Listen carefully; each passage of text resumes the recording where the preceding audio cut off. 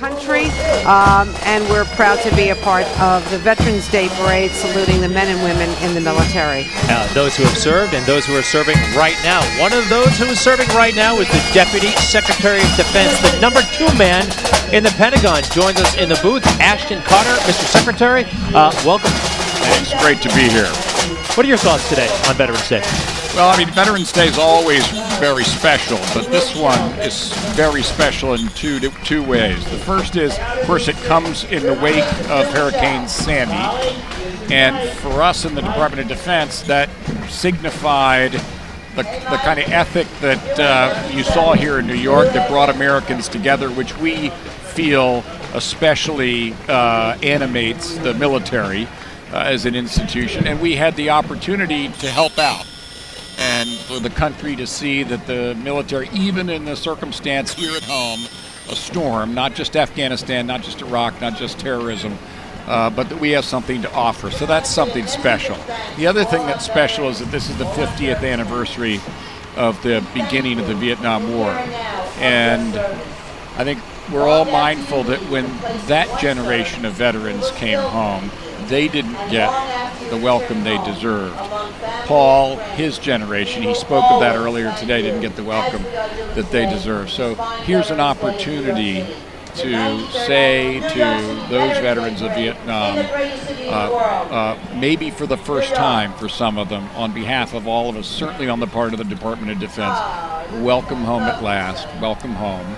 And we need to do for them and all veterans to come the right thing, which is to help them resettle in our country and be the incredible leaders and incredible contributors they can be. And it's important to remember that at this time in history, because the era of Afghanistan and Iraq is coming to a close, and we're entering a new strategic era, and a lot of people are coming home with experience, some of them coming home with wounds, and we need to make sure that for this generation we don't do what happened to the Vietnam generation. Could you describe a little for our viewers of the programs that you're doing to help these returning servicemen and women to transition out?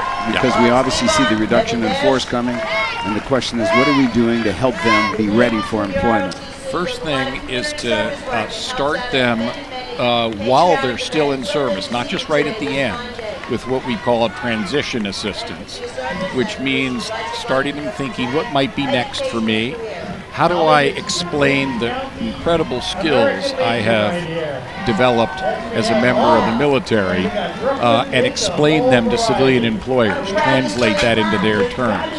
How do I think about which kind of future I want? Do I want to work? Do I want to start a business? Do I want to get further education? You need to start that well back in a service member's career. So that's the first thing.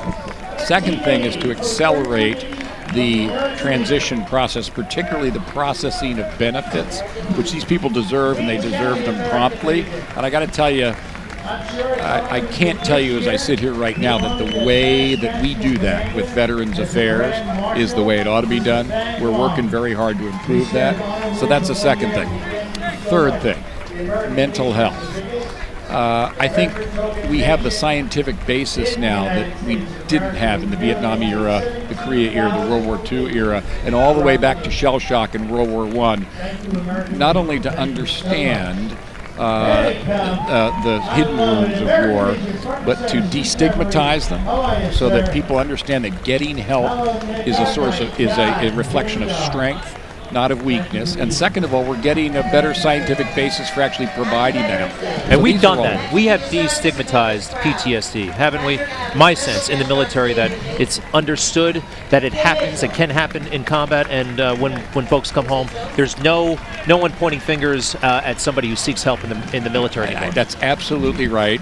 You can't be sure that not in some corner it still lurks.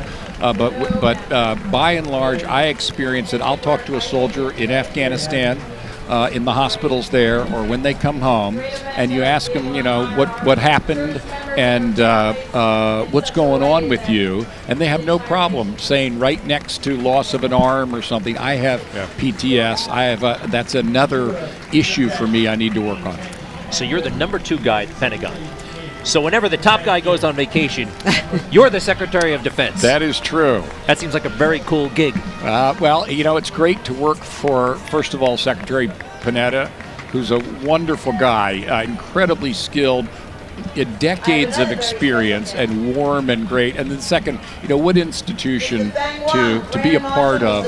What greater institution than our Department of Defense? I'm going to ask you for some classified information. When did you find out about bin Laden? When did you find out that compound was under surveillance? Let's see. I was at that point not in this job. I was Undersecretary of Defense All right, for so acquisition. they didn't tell I was you. the top buyer. So, well, no, I had to move certain things around, and I knew something was going on. No kidding. But I wasn't deputy then. And in the deputy job, you actually participate more in those operations.